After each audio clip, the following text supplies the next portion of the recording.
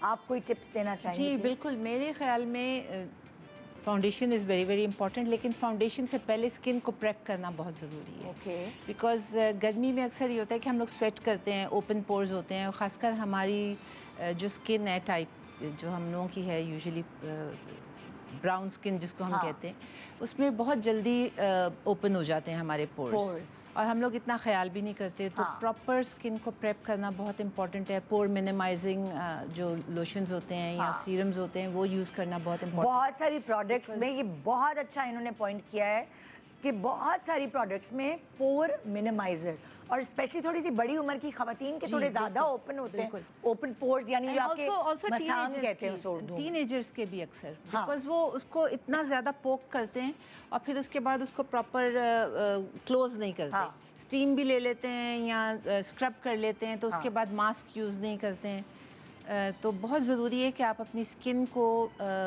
Prep کریں تاکہ جب آپ فاؤنڈیشن استعمال کریں تو وہ اسٹے کرے. اچھا دیکھیں، بہت ساری لوگ جو ہیں گرمی کی وجہ سے کریمز بھی نہیں لگاتے. وہ لوگ کہتے ہیں کہ بھائی اب گرمی میں کون کریم لگائے گا، منہ دھویا فیس واش سے اور ایسے منہ کے ساتھ ہی وہ میک اپ شروع کر دیتے ہیں، بالکل بیئر منہ، کوئی جیل نہیں، کوئی نہیں کہ بھائی اب اور کتنی پروڈکٹس لگائیں. مگر یہ مسکنسیپشن ہے کہ موئسچرائزر لگائیں گے تو پھر اور آئل آئے گا. بالکل پریپ نہیں کریں گے، جلدی سے میک اپ کر لیں گے تو وہ اسٹے نہیں کر سکتا. اسکن کو ہائیڈریٹ کرنا بہت امپورٹنٹ ہے، even for oily skin types. Hare skin کو ضرورت ہوتی ہے کہ اسکن کو آپ ہائیڈریٹ کریں.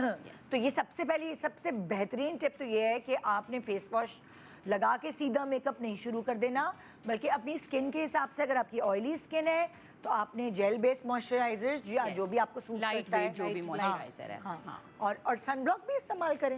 سن بلاک دیکھ کے استعمال کریں کہ آپ کے میک اپ سے سیپریٹ نہ ہو جائے. تو ایز میک اپ آرٹسٹ ہم لوگ دیکھ لیتے ہیں رات کے لیے تو سن بلاک کی ضرورت نہیں ہے، بٹ جیسے یوزلی یہی کہتے ہیں کہ اگر ڈے ویڈنگز بہت ہو رہی ہیں، ڈے ویڈنگز ایون سمرز میں شیز رائٹ ہو رہی ہیں شام میں. میم سرپرائز بٹ ہوئی ہیں برائڈز جو ہال ہے نا وہ سستا پڑتا ہے. یس میں نے ایک ہال کے باہر دیکھا تھا 50% for the day time. Yes نہیں، it's also and some girls have that thing کہ نہیں ڈے ٹائم شوٹ ہی چاہیے. اب چاہے جتنی گرمی ہو تو برائڈ کو تو مسئلہ نہیں ہوتا جتنا ٹرینڈ ہے نا، رائٹ ڈے ٹائم شوٹس کا ٹرینڈ ہے. بٹ واٹ اباؤٹ برائڈ جو کہ شوٹ ڈے ٹائم میں کرا رہی ہیں ایونٹ رات میں، but in summers west inspired وہ میک اپ آرٹسٹ کا امتحان لینے کے لیے آتی ہیں کہ 5 بجے ڈے ٹائم شوٹ کروانے جائیں گے، دین رات میں ایونٹ ہوگا. یو نو جیسے میرے ساتھ اکثر یہ ہوتا ہے کہ جیسے کرسچن ویڈنگز جو ہوتی ہیں صبح 8 بجے 7 بجے برائڈ آتی ہے سیلون اور پوری ٹیم کے ساتھ، the bridesmaids, the mother of the bride, the groom کی اماں، اور سارے جو ہوتے ہیں 5 بجے میک اپ شروع کرتی ہیں، 7 بجے عموماً. اللہ، ابھی کسی نے جنوری نیکسٹ کے لیے اپوائنٹمنٹ کیا ہے، they want to come at 4:30 in the morning. What time is the event? میں سوچ رہی تھی کہ the church ceremony is at 9. Shoot, I think I was thinking کہ by the time the reception starts the bride is going to be exhausted.